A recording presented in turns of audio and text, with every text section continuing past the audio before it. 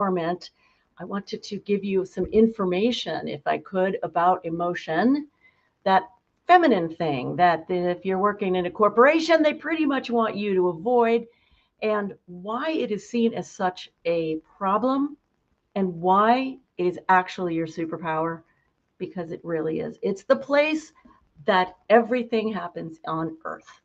Everything that happens, everything that comes out into our world is from our collective definition of our emotions. And individually, oh my God, individually, we may not know it experientially yet, but it is true that you can actually shift your emotions and you can suddenly find that you have different responses to things. You are more in peace around things. It changes the place that you stand in relationship to the events of your life. So, why is this? Why is it that emotion is seen as like this terrible thing? Why is it that all of the men in the VP and CEO power don't want you to have it? Well, it's one of those things that the feminine is, and that is uncontrollable. You The kind of thing that happens with emotion is its vibration. It is creative by nature. And so you are sitting there having this experience which goes wah, wah, wah, right? And it goes out into the world and it makes things happen and it makes you different. And they don't like that because they want to be able to say, I want you to physically do this thing. I want you to talk to me in this way and no other way. Those are controllables. Those are controllables. This is why, as women especially, but also for men who are eager to bring the feminine quality of life into their imbalanced life, because we're all out of balance. This is so important that we bring in our intuition, our inspiration, our creativity, and our emotion. Now, why is it emotion? Why is it emotion rather than, say, inspiration or intuition? That is the big problem. Why are people not going, well, I don't want you to be intuitive? That's not the focal point. It's because emotion is vibrational. It goes through walls, okay? It is what we focus on with our minds. We focus on, we have a thought, and it has a feeling connected with it, okay? We have a thought like, oh God, I spoke up again. What an idiot. The thought is, I'm an idiot. I can't be trusted. I'm going to speak up and make a fool of myself. People are going to hate me. I'm going to be in trouble, right? We have all these thoughts that attach to that one emotional set point. So it makes sense that because we are so connected in this way, that if that's where we're focused the most, that's where we are letting out the most energy. That's where the energy is the most concentrated. So does it not make sense that if you shift your emotional set point, that you are then going to have a better output if you're shifting upwards? I mean, you don't want to shift downwards, right? Generally speaking, you don't want to shift down. This is the problem. You then become unpredictable. You're unpredictable, you're uncontrollable.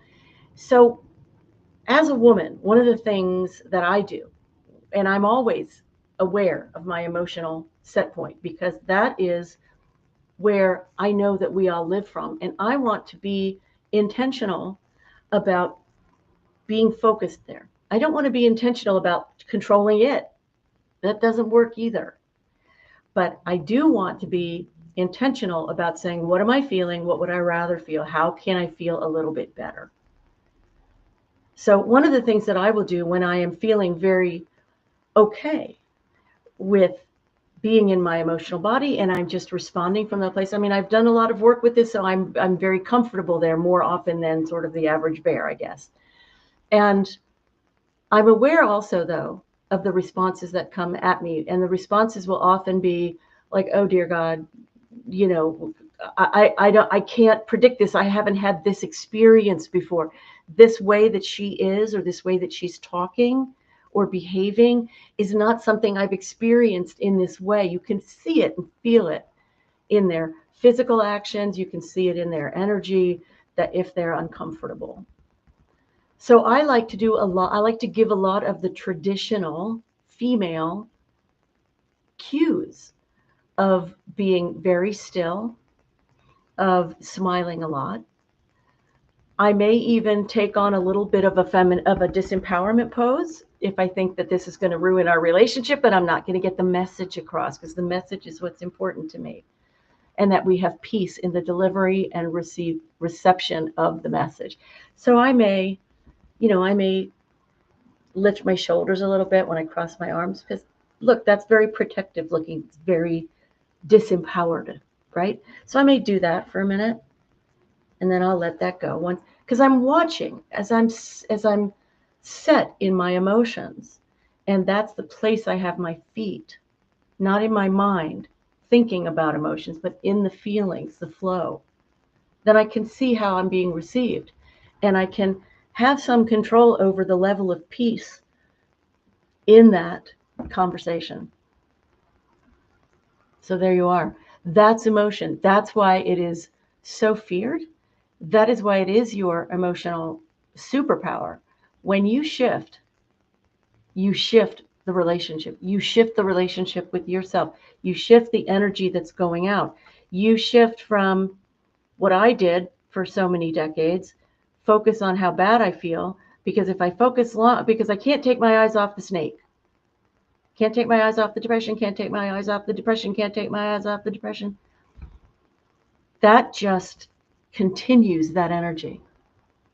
So once we understand that it's not that we're lying by having a different thought, we're simply bringing some water into the desert. We're doing better. And when we see the shift, when we feel the shift, each of us knows, oh my God, I have that power. And no wonder they've been so concerned about emotion all this time. Okay. Love and moxie to you. If you want a strategy call, the free 30-minute strategy call, hit me up. I'll put that in the information.